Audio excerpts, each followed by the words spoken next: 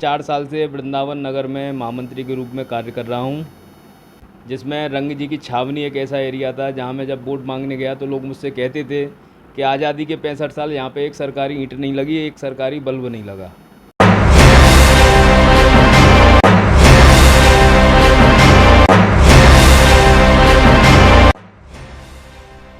बांके बिहारी किसकी करेंगे नैया पार।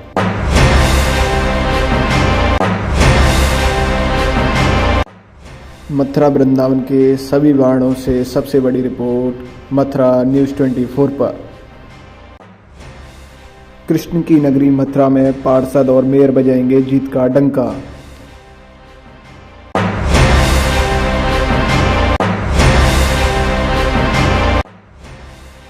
जमुना महारानी के तट पर जनता करेगी मेयर और पार्षदों की जीत का फैसला।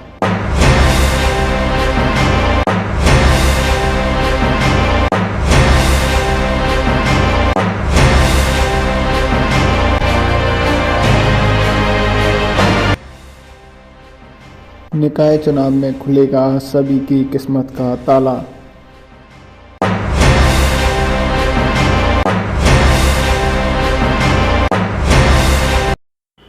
नमस्कार दोस्तों, आप देख रहे हैं मथुरा न्यूज़ 24 और मैं हूं आपके साथ पवन ठाकुर।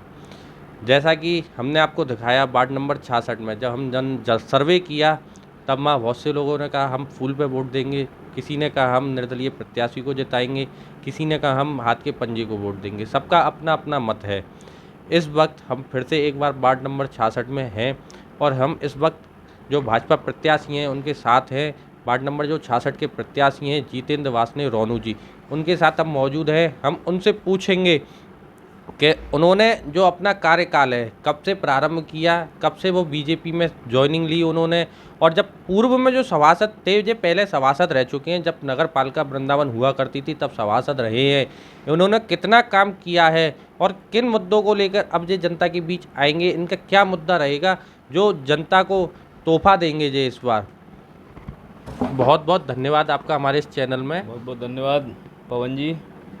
आपका मेरा पहला सवाल है आपसे कि आप कब से बीजेपी में हैं और कितना कार्यकाल आपका हो चुका है कि आपने बीजेपी में रहे हैं। मैंने 99 में बजरंग दल से शुरुआत करी। बजरंग दल के नगर संयोजक के रूप में 2 साल कार्य किया। उसके बाद मैंने युवा मोर्चा में एंट्री की। एंट्री के बाद युवा मोर्चा उपाध्यक्ष के पद पे रहा 2004 में। 2006 में युवा मोर्चा नगर अध्यक्ष बना। 3 साल मैंने अच्छा कार्यकाल बिताया। उसके बाद पार्टी ने मुझको 2012 के नगर पालिका के चुनाव में सभासद की टिकट दी, जिसमें मैं विजयश्री हासिल करके जनता के बीच में कार्य किए। पिछली बार किन्हीं कारणवश मुझे जो टिकट नहीं मिली, उसके बाद मैंने संगठन का कार्य किया। वृंदावन मंडल देहात में 2 साल में महामंत्री रहा। वर्तमान में मैं 4 साल से वृंदावन नगर में महामंत्री के रूप में कार्य कर रहा हूं। एवं जो मेरा सभासद का कार्यकाल रहा, गोपीनाथ बाजार क्षेत्र जिसको बोला जाता था, जिसमें रंग जी की छावनी एक ऐसा एरिया था जहां मैं जब वोट मांगने गया तो लोग मुझसे कहते थे कि आज़ादी के 65 साल यहाँ पे एक सरकारी ईंट नहीं लगी, एक सरकारी बल्ब नहीं लगा। लेकिन मैंने वहाँ पर संपूर्ण विकास कार्य कराया। वहाँ पर संपूर्ण सीवर लाइन डलवा के, संपूर्ण पानी की लाइन डलवा के, संपूर्ण सड़क बना के मैंने एक वहाँ पे कॉलोनी का विकसित रूप दिया। उसके अलावा राधा रमण जी क्षेत्र, गोपीनाथ जी क्षेत्र, शाहजी एवं चीरघाट क्षेत्र जहाँ पानी की बहुत किल्लत थी, 30-30, 25-25 साल से वहाँ पानी उपलब्ध नहीं हो पाता था, मैंने डायरेक्ट वहाँ बोरिंग करा के चीरघाट पर पाइपलाइन डलवा के पानी की सुचारू व्यवस्था की। और जितनी भी सड़कें जीर्ण शीर्ण हालत में पड़ी हुई थी, क्योंकि मुझसे पहले उस वार्ड से कोई भी भाजपा का प्रत्याशी विजयी नहीं हुआ था। मैं पहला ऐसा प्रत्याशी था जो भाजपा की टिकट पर विजयश्री प्राप्त की। उसके बाद मैंने संपूर्ण विकास कार्य अपने वार्ड में कराया था। तो अब जो आप वर्तमान में देखिए पंसीमन हुआ है, वार्ड भी काफ़ी बड़ा विकसित हुआ है, चुनौतियाँ भी बड़ी हैं, क्योंकि इस समय सबसे बड़ी समस्या है जाम और बंदर। 2 समस्याएं इस समय बहुत बड़ी हैं। और जो आपका वार्ड आता है, आपका क्षेत्र आता है, जमुना किनारा है, जमुना का भी एक बहुत बड़ा मुद्दा है इस समय, राष्ट्रीय मुद्दा हो चुका है वो तो इस समय। तो आपका मेन मुद्दा क्या रहेगा जिससे जनता को हाँ लगेगा कि जो रोनू जी आए हैं तो उन्होंने हमको जो तोहफा दिया। जी बिल्कुल, मैं सहमत हूँ इस बात से। इस समय बंदर और ई रिक्शे की वास्तव में समस्या है। कारण क्या है, कोरोना काल के बाद से जितना टूरिस्ट इस समय वृंदावन आ रहा है उतना शायद वृंदावन में कभी नहीं आया। शासन प्रशासन के स्तर पर कई बार हमारी चर्चा हुई है, लेकिन अभी तक कोई ठोस निर्णय या ठोस आधार उस चीज़ का नहीं बन पाया है। लेकिन भारतीय जनता पार्टी के सभी पदाधिकारीगणों ने काफ़ी प्रयास किए कि इसकी समुचित व्यवस्था करी जाए, लेकिन अभी फ़िलहाल उसमें कुछ अवरोध आ रहे हैं। लेकिन बहुत जल्द ही उसका पूर्ण निस्तारण होगा। और रही बंदरों की बात, तो बंदरों के लिए मैं जब सभासद था उस समय भी लोकायुक्त में ये मामला पड़ा हुआ था।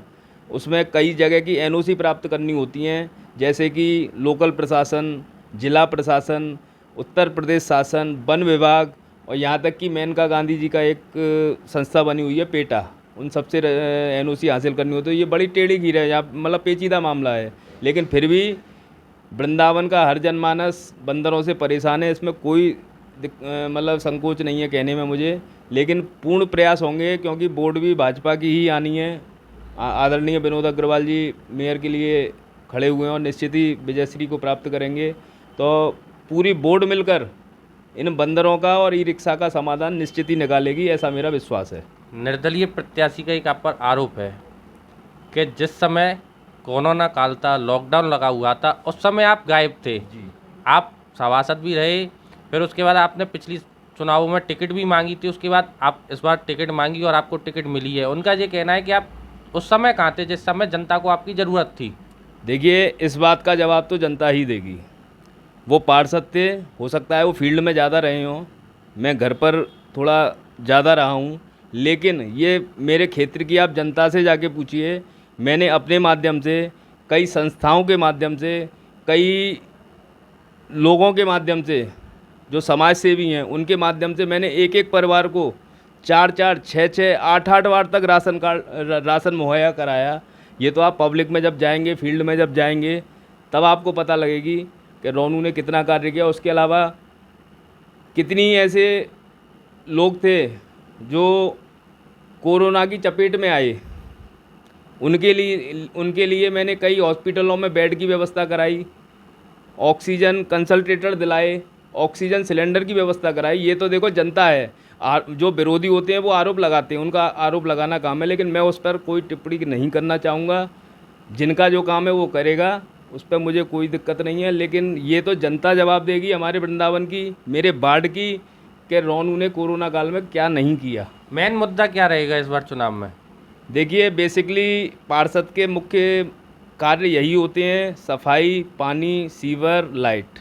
लेकिन उससे हटकर भी मेरे वार्ड में कई विश्व प्रसिद्ध मंदिर हैं जिनमें टूरिस्टों का बहुत आना जाना है, जैसे निधवन, राधा रमण जी, गोपीनाथ जी, केसी घाट, ऐसे कई प्रमुख मंदिर हैं। तो मैं ये चाहूँगा इनको एक पुरानी विरासत के हिसाब से, जिस तरह से वृंदावन लोग आते हैं, पुरानी संस्कृति को दिमाग में रख कर आते हैं, तो मैं ये चाहूँगा वहाँ पर कुछ ऐसे काम हों जिससे एक पुरातन सभ्यता हमारी वृंदावन की दर्शनार्थी यहाँ से संदेश लेकर जाएं कि वृंदावन हमको अब आज भी प्राचीन स्थिति में दिख रहा है। जैसा कि कुंभ मेला क्षेत्र है वो भी अब आपके वार्ड में आ गया है। पहले जो मल्लाह बस्ती होती है, ये अपनी खेती करते थे माँ, इनको 11 साल के लिए खेती पर दिया जाता था, 12 साल कुंभ के लिए ले लिया जाता था। इस बार जो कुंभ हुआ उसके बाद इनको जो खेती वापस नहीं मिली है, उनके लिए कुछ कहेंगे आप? देखिए, ये बड़े स्तर का काम है।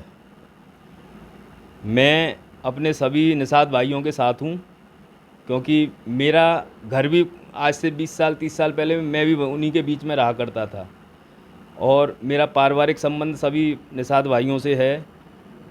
मुझे भी कष्ट है कि जिस ज़मीन पर वो व्यापार अपना खेतीबाड़ी करके अपनी जीवन यापन करते थे, लेकिन ये बड़े स्तर का काम है। लेकिन मैं ये भरोसा दिलाना चाहता हूँ निषाद भाइयों को कि जितना प्रयास मुझ में होगा, जितनी शक्ति मुझ में होगी, मैं उनके लिए पूरी शक्ति लगा दूंगा, उनको अब उनका हक दिलाने के लिए। बहुत बहुत धन्यवाद आपका। जैसा कि आपने देखा, रोनू भैया ने एक ही बात कही है, हर संभव प्रयास होगा, जनता तक हर सुविधा पहुंचाई जाएगी। बंदरों के लिए उन्होंने बताया कि बहुत जो टेढ़ी खीर होती है बहुत सारी जगह से पास करा के लानी पड़ती है, एनओसी, उसके बाद काम होता है। वो भी वो सुविधा देने के लिए कह रहे हैं कि अगर हो सकेगा हर संभव प्रयास रहेगा उनका।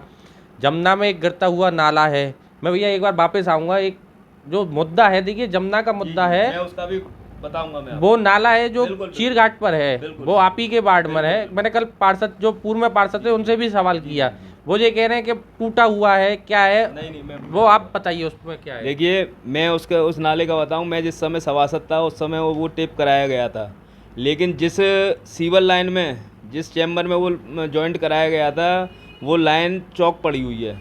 वहाँ पर करीब करीब 30 मीटर का टुकड़ा एक नया सीवर लाइन का डलना है, और निश्चित ही मैं पार्षद बनूंगा तो निश्चित ही सबसे पहले उस सीवर को ठीक कराकर उस नाले को उसमें जॉइंट कराऊंगा। उसके अलावा जहाँ तक मेरी जानकारी में 32 नाले जो यमुना में गिर रहे थे मथुरा ज़िले में, उसमें से 30 नाले टेप हो चुके हैं। 2 नाले किसी टेक्निकल प्रॉब्लम की वजह से अभी तक टेप नहीं हो पाए हैं। रही यमुना की बात, आदरणीय श्रीकांत शर्मा जी, हमारे पूर्व मंत्री वर्तमान विधायक, उनसे भी मेरी अभी कुछ समय पहले चर्चा हुई थी यमुना को लेकर, तो उन्होंने विश्वास दिलाया है कि 2023 तक हरनौल जो हमारी गंगा की डैम है, वहाँ से एक गंगा का पानी इस यमुना में मिलाया जाएगा, और निश्चित ही वो बोल रहे हैं, कुछ मानक बता रहे थे वो उसका, 2023 तक यमुना में भरपूर पानी और शुद्ध पानी अवेलेबल जनता को होगा, निश्चित ही है ये। 2023 ही चल रहा है भैया, अभी 23 शुरू हुआ है, अभी 2023 समाप्त होने दीजिए आप। निश्चित मैं कह रहा हूँ आपको, यमुना में बहुत अच्छी व्यवस्था होने वाली है। बहुत बहुत धन्यवाद। तो देखना होगा इस बार वार्ड नंबर 66 की जनता किसको विजयी बनाती है, क्या पूर्व के पार्षद हैं उनको विजयी बनाएगी या फिर से कमल का फूल खिलाएगी।